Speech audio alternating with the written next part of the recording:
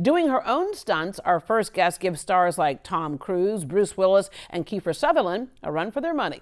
I caught up with Maggie Q to talk about her career, which relies on beauty and brawn, and we shared notes on her new movie, The Protégé, co-starring Samuel L. Jackson and Michael Keaton. Someone killed a friend of mine because of a contract he completed years ago. And anyone I ask about it ends up dead. Why is that? Well, I don't know. Some people might take that as a sign. Why don't you just consider it a mystery best left unsolved? But I like mysteries. When I started this, I was curious. And then I went from curious to concerned. And now? I'm testy. And trust me, you don't want to know me when I'm testy. Wake up, Maggie, I think I got something to say to you. That's my song. I don't sing it like you do. I'm sure you've heard it before. Maggie, Houston is the most diverse city in the country. You always say America's this melting pot. You are a great, big, juicy spoonful. You're born and raised in Hawaii, your dad Irish, your mom Vietnamese. That can play well in Hollywood and has for you. Juicy spoonful. Can we just pause on that for a second?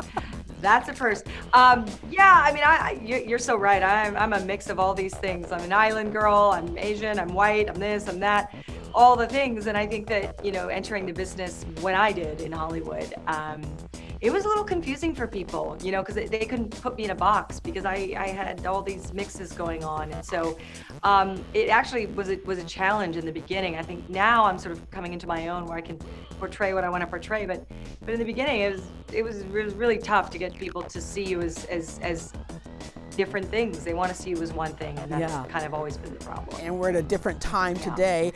So your parents weren't necessarily encouraging you to go into the arts. You did it anyway, and you headed off to Asia, and you were a model, and then you found success in movies with Jackie Chan, who helped you get into movies. What's interesting, though, is that you didn't really know the language. I spent time in Tokyo, Taiwan, Hong Kong when I was a child, and what sometimes people don't realize is Asia's big, whole lot of different languages. How did you negotiate that?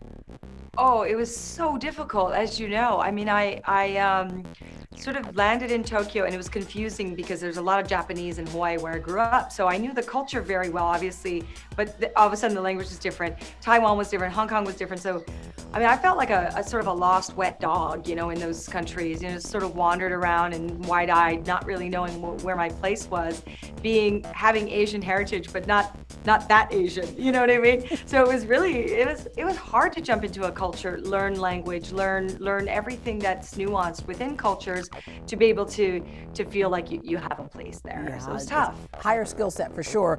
That lost wet dog found their way back to America. Major roles, Mission Impossible 3. Yes. It's such a nice car. And yet, do it. Live Free or Die Hard.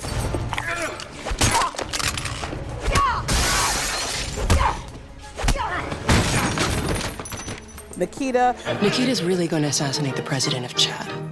I want you to help her. You're getting good at this. And now Protégé, The Protégé. Tell us about the basic plot of this and your role. Who is she? She's a big bad wolf that comes to get you when your time is up. This is how easy it is for me to get to you. Well, I play Anna, who's a contract killer raised by her adoptive father, Samuel Jackson's character, Moody. This is R&D Plumbing. Your leak has been fixed. The story follows, sort of their relationship into his murder. And then when that happens, she's out for vengeance for the man who raised her, the man that she loved as a father. And that puts her in front of Michael Keaton's character. She's not gonna run. She's gonna lick her wounds, and she's coming after us. Who's a sort of rival assassin, after the facts cleanup man. She really meets her match when she meets him.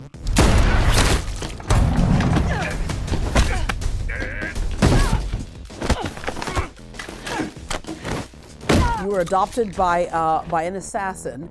So, like in the adoption process interview, did he put down what his job was? Because I don't think they would have approved that. He did, yeah. And they just handed him the child. Weirdly, it was very easy.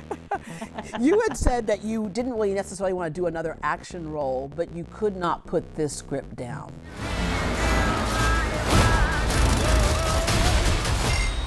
I'd really like to see you again, under different circumstances. These are the best circumstances you'll ever see me in.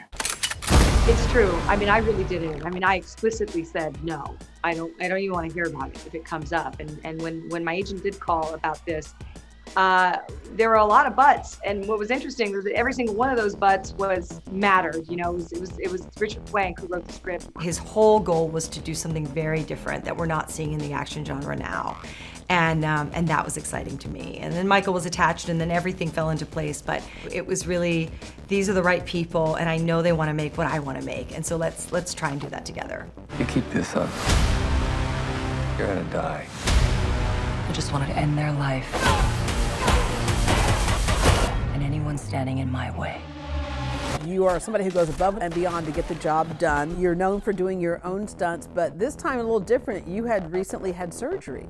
Yes. So there was no chance that I was going into this movie and not going to do what I do and what I'm known to do. But at the same time, I had to be mindful of where I'd just come from. I certainly wasn't fully healed, not even close. And so I had to, for the first time, kind of put up some boundaries for myself and say, okay, Maggie, you can go this far, but not all the way this far. And I had to take care of myself in that way, which was healthy for me because normally I don't have those boundaries. I just go for it. Yeah.